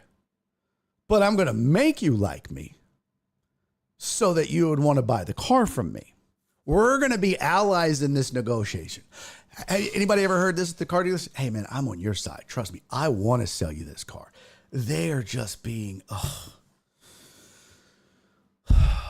I want to come down. I would, man, but they won't budge. Man, I've gone in there. I'll go ask again. Get the fuck out of here. The lower they sell you that car for, the less money they make. They don't want to come off that fucking car. Trust and believe. Sales tactics. You ever found yourself agreeing with your salesperson over and over? There's a reason. They're getting you saying yes. They're getting you nodding your head. They're getting you used to saying yes. Hey, you want a water? Sure, yeah. Cool. You want some popcorn? Yeah. You want to sit down? Yeah. Did you like the car? Yeah. If you could afford it, would you buy it? Yeah. You just said yes 6 times in a row. I'm conditioning you to say yes. That's a sales tactic. That's all that is. That's why when I step on the lot, everything's fuck no, hell no, fuck you, go to hell. Kiss my entire ass the entire time. I am the most combative. I am the opposite of. Not falling for none of this shit. You don't get a yes out of me. I could be dying of thirst. You want a water? Nope.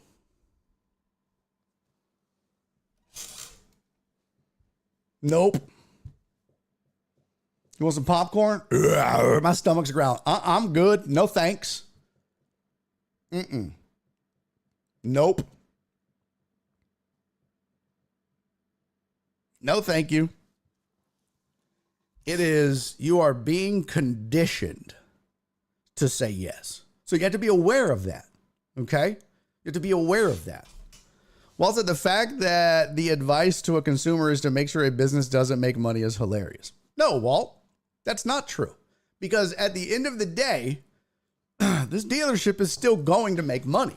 The advice, this advice is to make sure that the consumer doesn't get their fucking head ripped off, which occurs 95% of the time in the car buying experience. Why do you think people leave upside down and exist in a car? They're upside down most of the time. It's because they've gotten their fucking heads ripped off. They're lied to about how good or bad their credit is. They're lied to about what they can get in financing. They're lied to about what the car costs. They're lied to about what they should pay for it. They're lied to about what their trade actually is worth. Brother, I love you, Walt, but this is a slimy fucking business. And the consumer has been fucked 9 ways to Sunday in this business ever since it existed, homie. I worked in the business. That's the reason I quit. They wanted me to sell a car to a single mom with 2 kids that wasn't going to last a week, that was $4,000 overpriced, that she couldn't afford because she negotiated on payments when she should have negotiated on price, and she shouldn't have been buying that car to begin with, but it sat on the lot for 94 days and they wanted it gone, and it's the only thing she could afford, and they knew it was going to break down, and they said, I don't give a fuck, put her in the car. I was like, bro, if she buys this car, it not only is it going to break down on her, she's going to lose her fucking job, and she's got 2 kids because she's not going to be able to get to work. And you know what my sales manager told me? I don't give a fuck. That's her problem. Put her in the car. And that's the day I quit selling cars. So I love you all. It's a slimy fucking business, bro. So yes, I am a consumer advocate when it comes to selling cars and buying cars, because I've seen the other side of it. I've sat in my sales manager's offices. I've sat in finance. I've watched them bring somebody back with a credit score of 650, 670 and tell them it's 400 because they don't know. I've watched them add two points to the interest rate because they don't know any better. Come on, fam. It's bad, bro. It's bad. Is it every single time? No. But it's a lot, especially when consumers aren't educated. And that's all I'm doing. I'm educating consumers and I'm arming them. I'm not suggesting that dealerships can't make money. Dealerships don't do deals where they don't make money. What I'm teaching consumers to do is to go in and lose the least amount of money possible. That's all I'm doing. But it's about negotiating. I'm not speaking from personal trauma. I'm speaking from personal trauma as somebody that was in the business. From what I saw. I'm speaking from personal trauma and from somebody that watched people in the business, that observed. I remember sitting at my desk watching people. I'm telling you, bro, you're not going to sway me on this. It's a slimy business, man. And I'll give you the example that Nora and I just did. I'll give you, because I'm going to use that. So back to this, because this is going to be a long fucking, we may have to pick this shit back up tomorrow. All right, so you're on the lot. You have, you've your one-word answers. You've test driven the car. He's trying to be nice to you. He's trying to buddy you up and talk to you. I don't talk to him on the test drive. Oh, do you like it? No. You don't like it? I'm not telling you. I may fucking love this car. Well, would you buy today? No. No, and deep down inside, I probably will. But I'm not telling them that. So, we get back to the dealership. I hand them the keys. They want me to hang on to them. That's also a tactic. They want you to hold these keys because they're your keys now. That's part of why they want you to test drive it. They want you to fall in love with this car. They want to go on the test drive with you so that, one, you can like the salesperson and become friends with them. They can butter you up. They can start soft closing you. These are all sales tactics. They can get you saying yes over and over. They want you to fall in love with the car. They want to put the keys in your hand. They want you to hold on to the keys as long as possible. They want you to feel like this car is yours. You just can't walk away from this car. Bro, as soon as we hit that lot, I put that bitch in park, boop, and I fucking hand that dude the keys. I've had a guy be like, no, it's okay. I'll be like, nope, I'm dropping him in his lap. Fuck that shit. He go, boop. No. So we get out, and he goes, well, so if we can get the numbers right, would you buy it?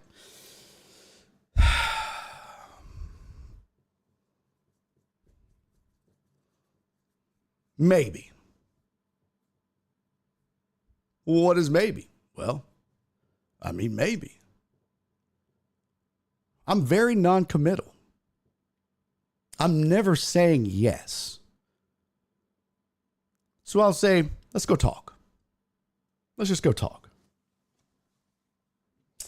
So, at that point, what they're going to do, by the way, before you test drive their car, and this is crucial in the process, crucial. When you get there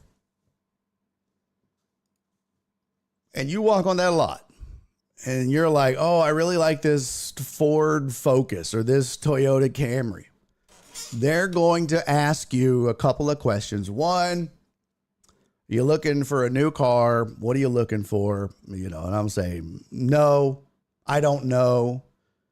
But they're going to ask you a question, and there's a reason they ask it. And it's critical that you answer the way I'm telling you to answer. And Donna, you don't have to worry about this. But people buying a car do a lot of times. The next question out of their mouth is going to be, so are you trading in your car? And the answer every time is always no. Always. Every time. Nope. Not trading in my car. Nope. Just buying a car today. Not trading in my car. Because remember, these are all separate negotiations. So what we're doing right now, all we're focusing on is their car. That's it. That's all we're focusing on. That's it. All right. So we've gone on the test drive. We get to their desk. You know how much this car is worth. You've done your research. You know what invoice is. And here's the tricky thing about invoice, right? We know we have, all of these resources, but a lot of people don't realize this about invoice. There's invoice. Then there's like true invoice. But there's also this thing called dealer holdbacks. So let's say that a dealer pays $10,000 for a car. Hold on, let me see here. Let's say that a dealer pays $10,000 for a car. Okay. And you're saying, I want to pay $1,000 over invoice. So I'll give you $11,000 for a car. And you're thinking, well, that's a fair price for a car. A dealership makes $1,000, whatever. Well, here's the thing. Dealers also get their dealer holdback.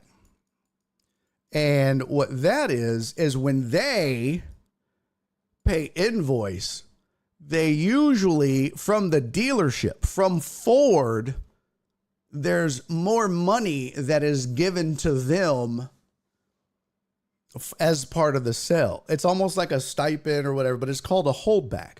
So when they pay this 10 grand, the holdback might be, let's say 1,200. It could be 800. It could be whatever. But for the sake of this, let's just use round numbers. And let's say that invoice is 10,000. Dealer holdback is 1,000.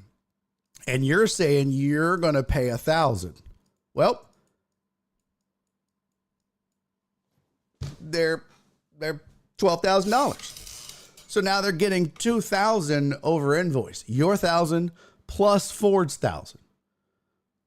So at the end of the day, this dealership has made $2,000 on the car. They're not going broke. You have offered to pay some sort of money over invoice. Now, to be, it's unrealistic to go in and say, I will pay $0 for a car. You're just not going to get that deal in today's age. You're just not going to get it. But what you can do is use your knowledge of dealer holdbacks as a negotiating tool and say, look, bro, I know invoice on this car is 10 grand. Okay. I know that. I also know that your dealer holdback on it is 1,000 or 1,100 or 1,200. And I'm matching that. So I'm going to give you 1,000 or 1,100 or 1,200. That's $2,400 over invoice. That's a really good deal. In this region, these cars are going for anywhere from $2,000 to $3,000 over invoice. I'm right there in the middle. If you don't like that deal, I'll find a dealership that will take it. But that's a good deal. Now, do you start here? No. You certainly don't start here. That's where you want to end. That's your final statement. That's the last thing you say. Where do you start negotiating? I'll give you 10 grand for the car. We're not going to sell you the car for $10,000. That's invoice, right? Yeah, but we're not going to sell you. Well, that's what I'll give you. I'll give you 10 grand. Sir, we can't sell you the car for 10,000. But that's invoice. Yeah, but sir, we can't sell you the car for 10,000. I know. But that's what I'll pay for it. You don't say I know, but that's what I'll pay for. It's 10,000, sir. And let's say this car lists for, I'm just using round numbers, 15. And so you're coming in saying 10. And they're like, sir. And these cars are all day, they're selling for 14 grand. We'll do 14. Now you've done your research and you see that online they're going anywhere from 12 to 12.5. Some are selling for 13.5 or whatever. But this is where we're at. You started here. They started here. This is the goal. Right? And this is what they mentioned. And they usually won't come down that. They'll usually come down to like 14.5 or some bullshit like that. That's what the sales guy will do. Well, I can go 14.5 and, there's a $500 rebate for guys with short hair or whatever the fuck they want to bullshit they try to say to you. So you go, no, I think 10 grand's good. And they're like, well, we're just not going to be able to do that. And then you go, well, look, I mean, you are getting the, in your, well, so then you say, okay, you're at 14. I'll do 11. So you don't bring up the holdback yet. Sir, we're so far apart. We're just too far apart. You're at 11, we're at 14. This is just too far apart. What's it going to take? It's going to take 11 is what it's going to take, sir. It's going to take 11. And they're like, I just can't do that. This is the sales guy. And at this point, he's going to say, let me go get my manager. Okay. Go get your manager. So now the manager comes over. So you've left the guy at 14 and 11, roughly, right? He's at 14. You're at 11. You started at 15 and 10. And these are all just round numbers, but this is just kind of how the negotiation goes. Because these guys never close. They always have to go get the sales manager to close. Always. And they usually come back and they go, well, you know what? Best we could do is like 13.8. Well, look, I really feel like you guys are wasting my time. I mean, this is getting ridiculous. You're obviously not negotiating in good faith. You obviously don't want to sell me this car. And this is about the time when I start getting perturbed because they start coming off in smaller increments. And that's when you know that they're about to try to hard close you by doing the takeaway. Okay? When you start seeing the increments get smaller, get ready for the takeaway. And the takeaway is, well, I'm sorry, I just don't think we're going to be able to make a deal. And they're trying to take away the sale from you. Okay, bye. Get up and walk out. Go to another dealership if they don't want to sell you the car and start the process over. You have to be willing to do that. Okay? You have got to be willing. That's the really important part about all of this. You have got to be willing and stick to your guns to get up and walk away from the negotiating table. And that goes for any sales where you're negotiating. A house, a timeshare, fucking buying a car. I don't give a fuck what it is. If you're negotiating, you have to be willing to walk away. So when they start doing that, I go, nah, I know this is the point where, you know, you've turned me and you might just want to tell your sales manager to come in here because I'm not going to do this for much more. My time is valuable. And if you guys keep wasting my time, I'll just go to another dealership because I'm not going to do this all day. I got shit to do. Well, okay. So usually at that point when the smaller increments come, either they come back with a better number. Oh, well, look, I got them down to 13. Now, remember, I'm trying to get to 12 or 12.5 because that's what regionally it says I should be at. Plus, I know holdbacks and invoice and everything else. I can get to around that way, right? So, now you're roughly in that area and they're going to come back and go, look, that's the best I can do. That's all I can do is 13. Well, I'll tell you what, I'll do 11.5. And now you came up a small little increment. So now you're like, I'll do 11.5. And they're like, well, now see, we're just too far apart. Well, you're right, because this car isn't worth 13. It's worth 11.5. And we know it's worth 12.5, but that's okay. 11.5, and that's it. And they're like, no, we can't do that. Okay. That's fine. Now, here's the thing.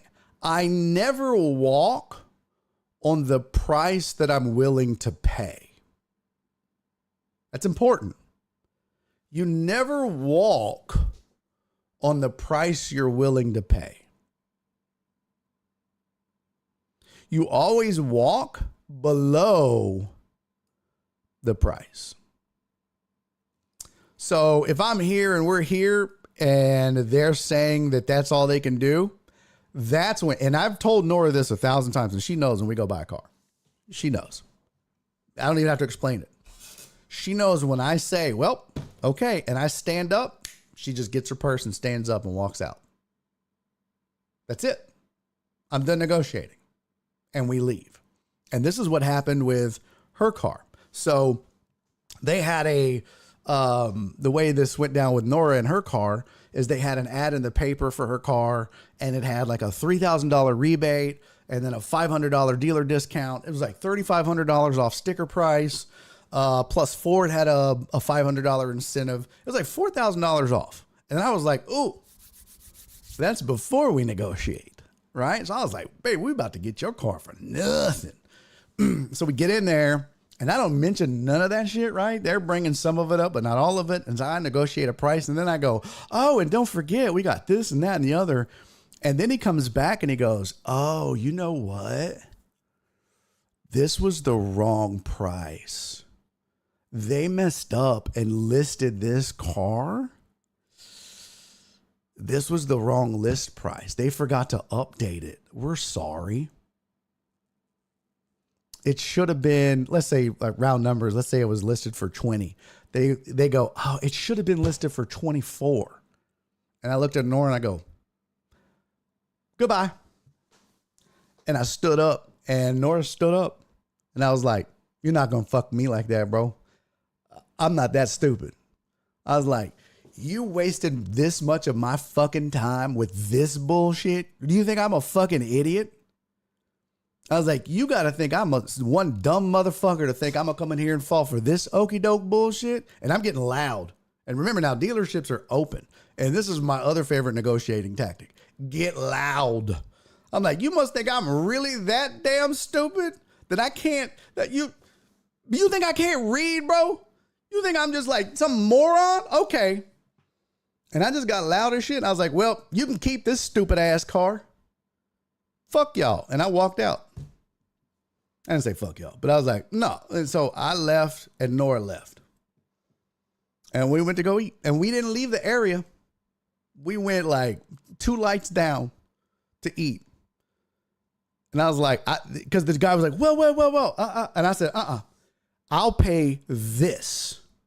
And it was like we had negotiated to this number. Plus there was like the $500 rebate or incentive or whatever. So I had negotiated that number, and then I wanted the $500 rebate or incentive or whatever the fuck it was. That's what I'll pay. And if you can't give me that, we ain't doing shit. I'll go buy this car from somebody else. And then they were like, well, we messed up. I was like, that's your bad. And then we left.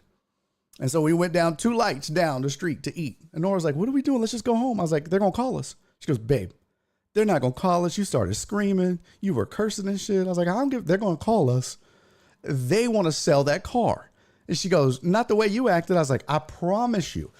Here's what you have to understand is when you get that far into the negotiation, the salesman, when you're all the way down to the last $500, the salesman has already spent that money.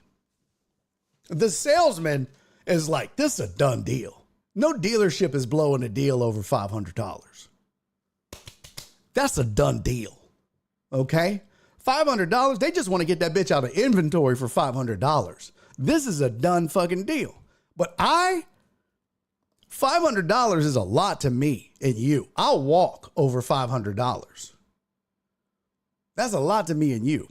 And one thing they'll tell you in here when you're negotiating on the price and in finance, they'll be like, well, $500 is like $12 a month. Okay. How about this then? I'll pay the $500 and you put in writing that every month you're going to mail me a check for $12 for 6 years. Every month. You're going to write me a check and mail it to me for $12 for the next 72 months. Deal? Are we? Yeah? No. Oh, you don't.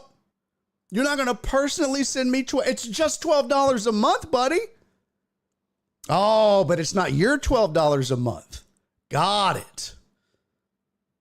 That's another one I use. And then they stop that shit real quick. Oh, well, yeah. It's not your fucking $12 a month, homie. It's easy to just say that shit when it ain't your $12 a month. When it's my $500, we can just throw that kind of shit out there, huh? See, when you say these things out loud, they're like, damn, huh? This motherfucker here, boy. So we left. We went 2 lights down to eat. And she was like, we ain't getting that car. You were a dick. I was like, that salesman spent that money. They closed that deal in their minds. They're going to call us. And we must have sat there for 35 minutes eating and talking and check. Here comes the check. Nora's like, I told you. Bzz, bzz. Hello? Mr. Laminack? Yep. Hi, this is so-and-so Sleazy Slime Ball over at Sleazy Slime Toyota GMC. Good news, man. Oh, really? Yes, sir, man. Listen, our GM called our regional GM, boss's assistant to the regional GM's wife's, dog's, plumber's, cousin's uncle, and I'll be damned. We're going to be able to give you that 500. Well, son of a bitch, we'll be right there.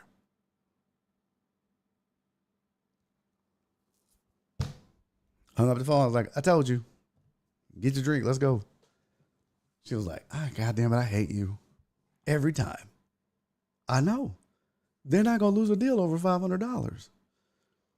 So, We're going to go. We're going to pick the rest of this shit up tomorrow. So we drove down. And here's the best part. We had told them not trading in a car, just buying a new one, right? So now they're like, okay, this is out of the equation. We didn't make much money here. We made some because of the holdbacks and everything, but this is where we're going to get our money, right? Yep. So we walk in and he's writing up the paperwork and I go, you know what? Before we do this, you know what? What would you give me for her car?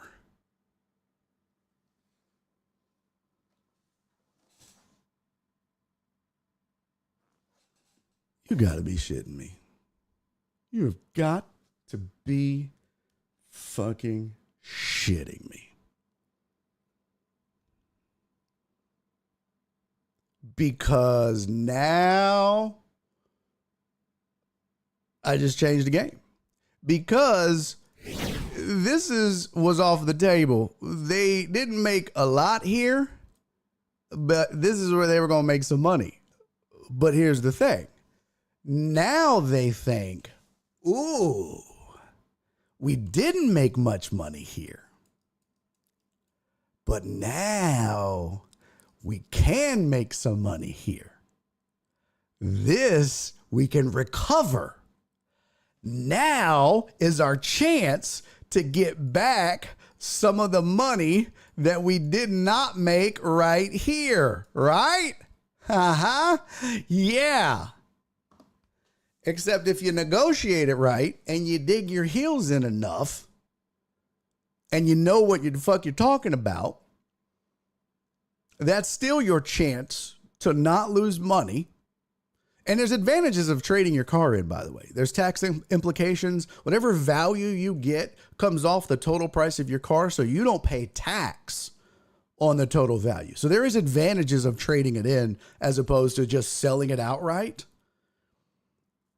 So there are advantages to it, plus the hassle, right?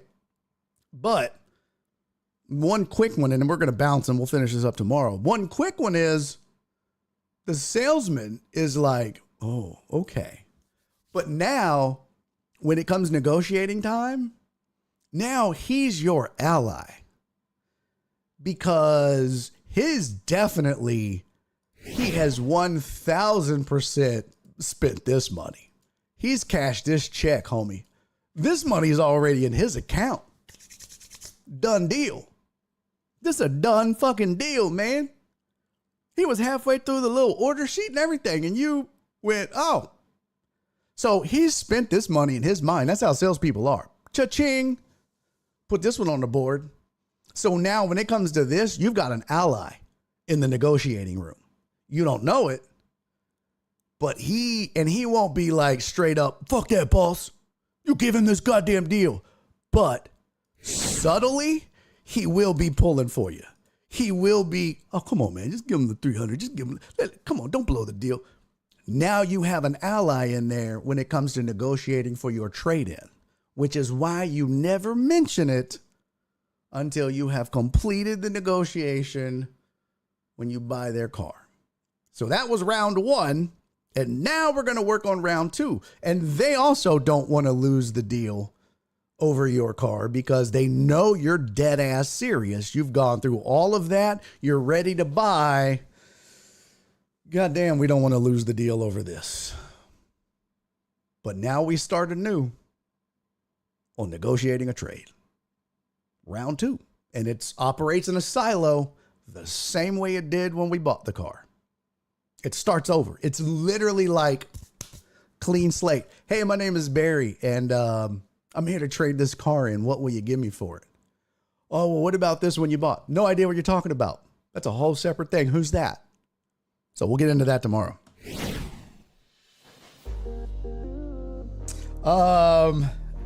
Flip said, damn, be your animal.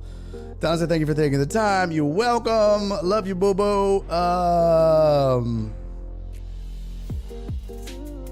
Next car I'm buying, I'm taking the Spring Shyster.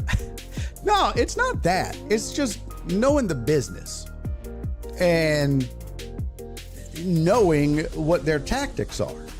And again, in my defense for what Walt was saying earlier, they made money. In the example I gave, they made $2,000. I mean, they made money off of me. The dealership made money off of me. I didn't walk out of that dealership and they made $0 off of me. That never happens. I promise you this. No car dealership in the history of car dealerships has ever gone broke. And rarely, 1 out of every 5,000 deals, will they ever do a deal where they don't make money. If that many. They just don't do it. It's bad business. They will do deals where they don't make as much, but it's because they think they'll make it up in finance or they'll make it up here. But it's just like hotels and casinos. They're going to give you tickets to a show because you're going to sit there and gamble. Same thing. You just got to know when to leave the casino with your money. You spend some. Just got to know when to leave the dealership. You got to know when to leave the casino. So, listen, if you want my heart to break for these millionaire and billion-dollar dealerships, ain't gonna happen. It ain't gonna happen. But tomorrow we'll talk a little bit more about your trade-in. We'll talk about finance. We'll talk about spiffs. We'll talk about best times to buy a car. Cars that sit on a lot forever. We'll talk about all that shit because all of that matters. So, hello, my name is Barry Laminack. I'm an advocate for Mrs. Donna Rogers. All right. I'll see you guys tomorrow, man. Appreciate you guys hanging out with me. Look forward to the, what did we call it? What was the name of the tour? Too Small to Fail tour. Coming to a city near you, as long as you live in Houston. All right, be safe, be kind, love each other. I'll see you guys tomorrow. Oh, shit. Grace Witham. My bad. You got it. You got it, Captain Pope. Grace Witham rating now. Let's go. Raid. Let's see. Search. Oh, no. Go back. Where's the raid button at? Oh, shit. Go here. How do you raid? Let's see. Raid. Oh, shit. Nope. Damn it. Grace Witham. Control C. Boom. Bada bing. The raid has been created. I got to post it. Barry almost scammed me. All right. Is it raiding? Did it raid? Did we go? Did it do it? Did it work? I don't know if it worked. Did it work? I can't tell if it did it work? I don't even know if it worked. I guess I gotta go look at my Twitch and see if it worked.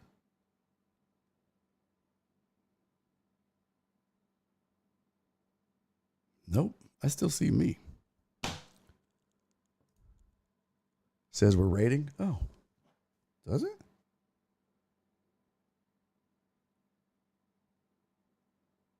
Oh, there we go.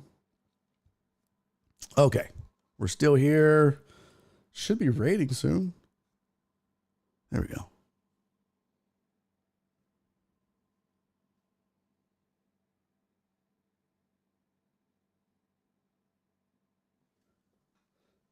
And he's making a YouTube video.